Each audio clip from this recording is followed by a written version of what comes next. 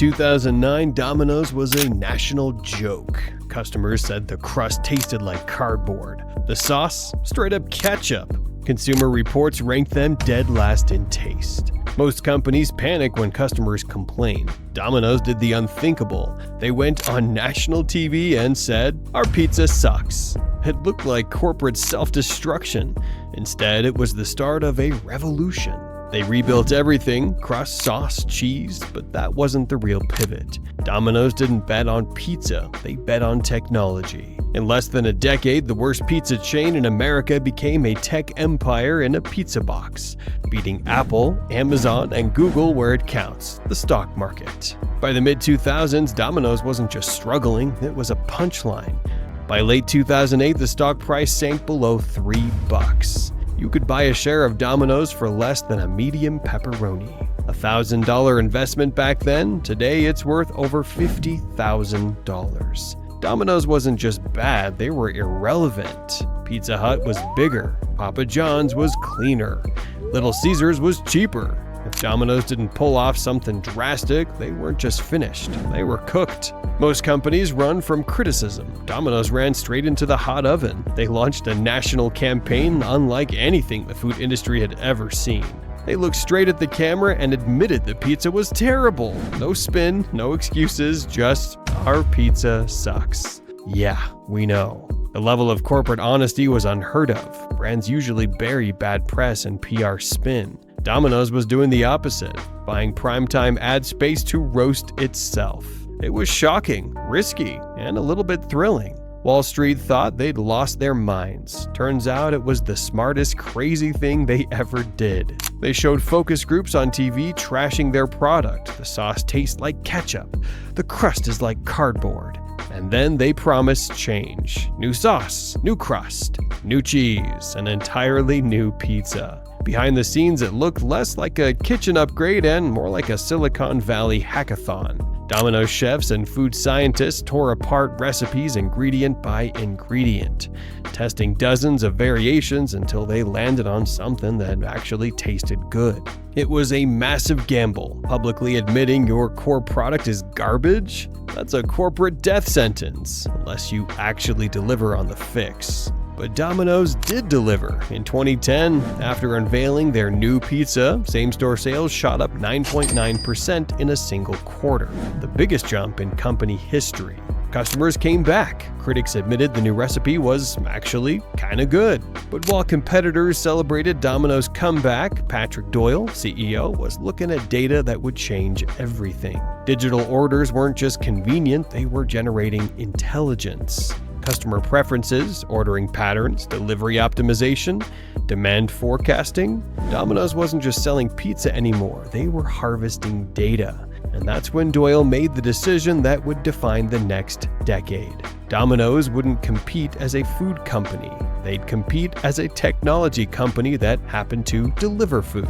Domino's had quietly been laying the groundwork years earlier. Back in 2002, they rolled out their own proprietary point-of-sale system called Pulse. By 2008, every franchise was required to use it. At the time, it was controversial. Franchise owners grumbled about the cost and complexity. But Pulse gave Domino's something no other pizza chain had: one unified digital backbone. Every store, every order, every data point flowed into the same system. And that was just the start. While their rivals were still scribbling down orders, Domino's saw the future. They didn't see themselves as a company that sold pizza. They saw themselves as a delivery company that used pizza to fuel a tech-driven logistics operation.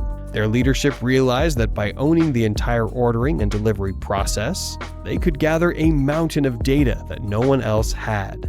This data was the real secret sauce. The backbone turned into a launch pad. In 2011, Domino's released its mobile ordering app. Suddenly, you could order a pizza in under 30 seconds from your phone.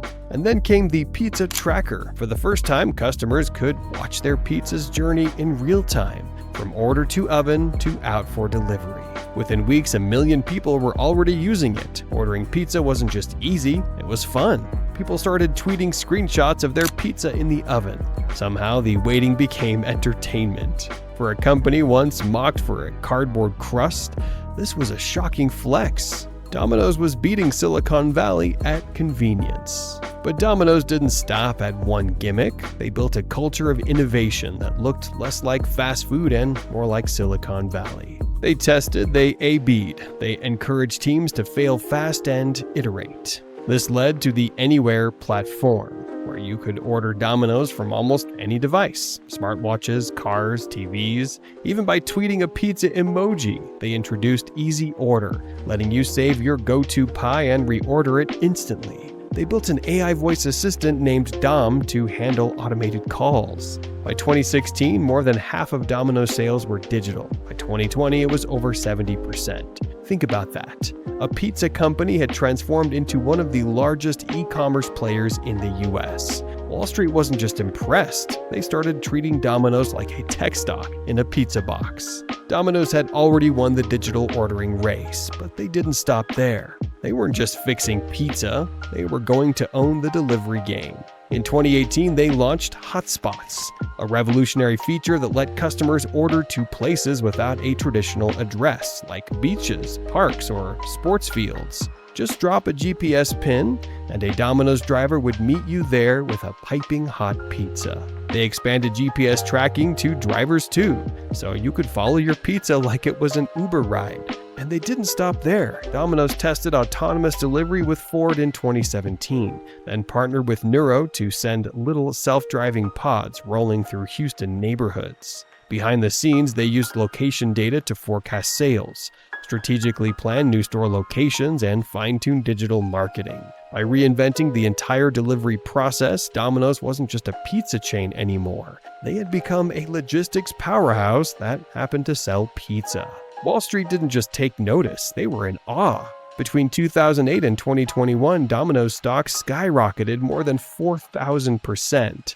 That's not a misspeak. It's a pizza chain outperforming Apple, Amazon, and Google. In less than a decade, they leapfrogged Pizza Hut to become the largest pizza company in the world, more than doubling their US market share. From cardboard and ketchup to a Wall Street rocket ship. This wasn't just a comeback story. It was one of the greatest stock runs of the 21st century, all from a company once ranked worse than frozen pizza. But no victory lasts forever. By the 2020s, Domino's biggest threat wasn't Papa John's or Pizza Hut. It was Uber Eats, DoorDash, and Grubhub. Third-party delivery apps exploded, reshaping customer expectations. For years, Domino's resisted. They refused to hand over data or profits to delivery platforms. But eventually, competition forced their hand.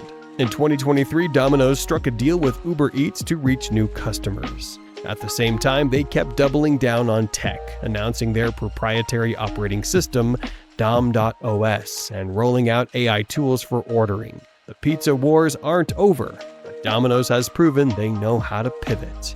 Domino's went from America's worst pizza to a tech powerhouse worth billions. They proved that humiliation doesn't have to be the end, it can be the spark for reinvention. Domino's didn't just fix their pizza, they rewired the entire delivery economy.